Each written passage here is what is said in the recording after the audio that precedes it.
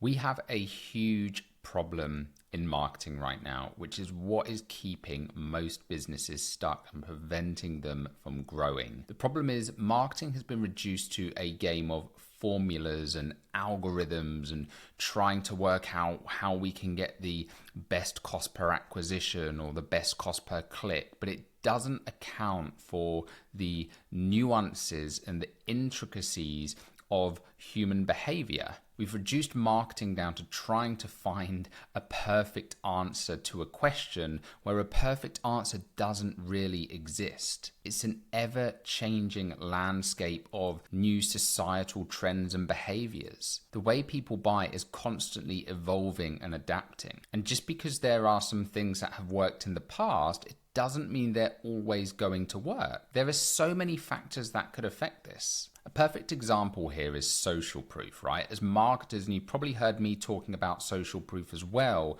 in that it's a very powerful mechanism to get people to act. Generally. Now that doesn't mean this is always going to be the case. And a great example of this is a client we worked with a while back now who was selling books on Porsches, like Porsche coloring books. And the target audience for these coloring books, believe it or not, it wasn't kids. These were coloring books for adults to help them relax. And not just any adults. These were sports car collectors, very often high net worth individuals who had everything, right? They had the cars, they had the houses, they had everything that money could buy. So to them, when we lent in with the angle of social proof and tried to show our credibility of how many other Porsche owners have this book, it actually acted as a deterrent because they didn't want things that everybody else had. They wanted the things that were exclusive.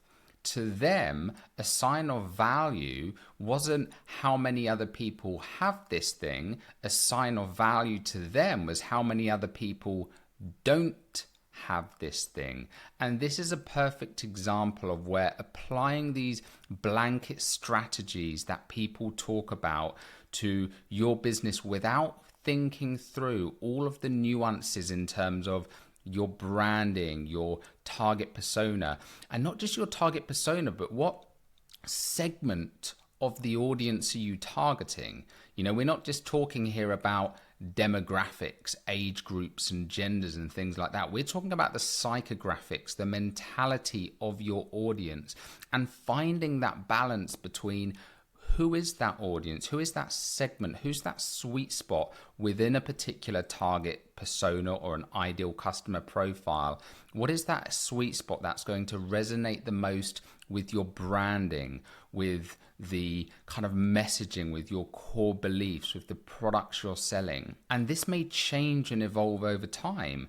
And naturally, as businesses grow, you're going to have to evolve, and you might go outside of that initial circle, which is going to bring with it more challenges in terms of messaging.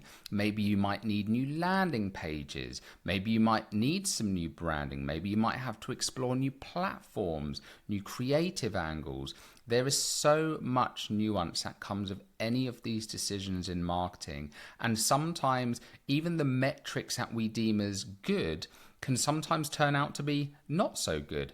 Another great example of this is clients we've seen where they're over optimizing for metrics like their cost per acquisition, which sounds like a wise thing to do, right? If we can bring our customer acquisition cost as low as possible, great, we're going to be making money. Not entirely true, because what we sometimes see is in the pursuit of driving a lower cost per acquisition, we end up attracting lower value customers. So if you're on a subscription business, or if you're on an e-com business where you have, a certain lifetime customer value, you might find actually by pursuing a lower cost per acquisition, you end up with customers who actually aren't spending as much over the lifetime with you.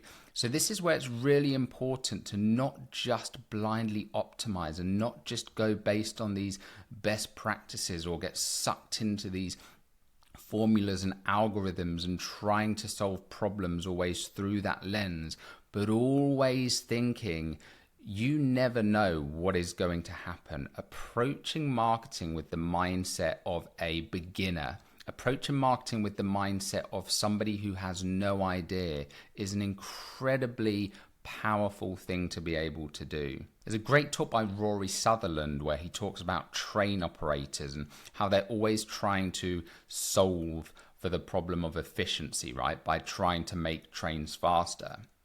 And he argues that, well, maybe that's actually the wrong problem, because there's going to be a point of diminishing returns. There's going to be a point where you can't make trains faster at the current rate and progression of technology. So actually, maybe what is a better question to ask is, how can we make our train ride so enjoyable that people would feel stupid not getting up an hour earlier or leaving the house an hour earlier?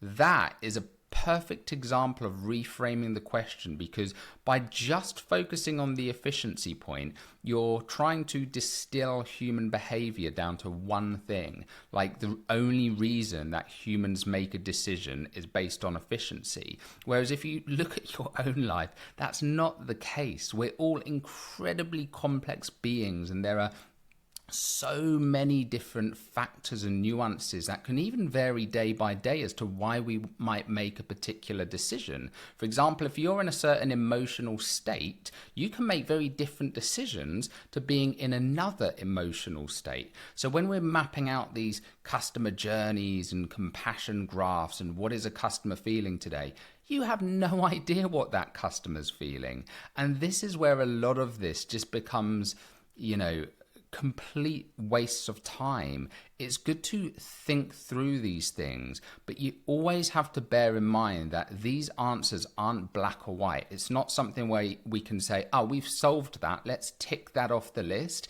It's something that you constantly have to observe, something you have to be curious about, something you have to constantly iterate on over the time.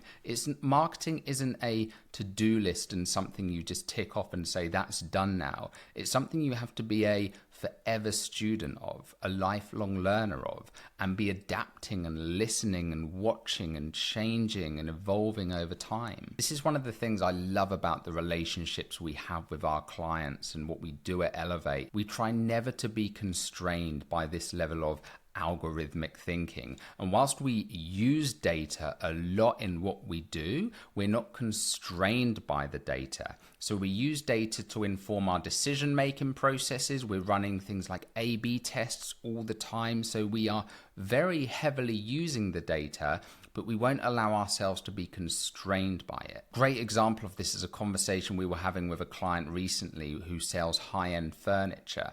And we were talking about how we could increase the conversion rate of all the leads we're getting through. And most businesses are thinking about, oh, let's add in this automation and this email sequence and that email sequence. And again, that kind of comes into this whole, this is what's done in marketing. This is the algorithmic thinking. How can we increase open rates and reply rates and click rates on the email?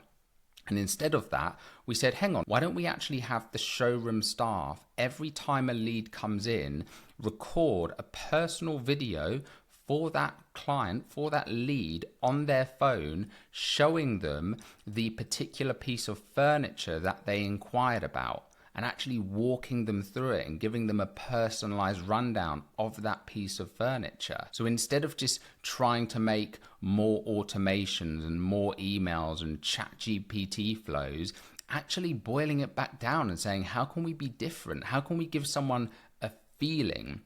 Because very often, again, it's those intangible things that will very often drive human behavior, that will drive actions. It's that feeling of, I just get a good sense from these guys. I get a good vibe from these guys.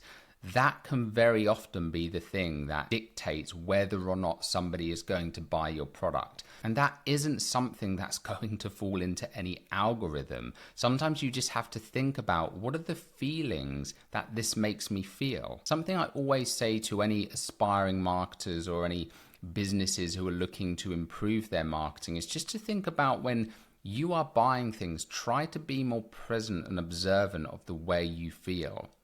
What are those things that are making you feel a certain way? Is it the way that somebody smiled at you? Is it some strange, insignificant gesture that might otherwise be deemed as weird, but it made you feel a certain way?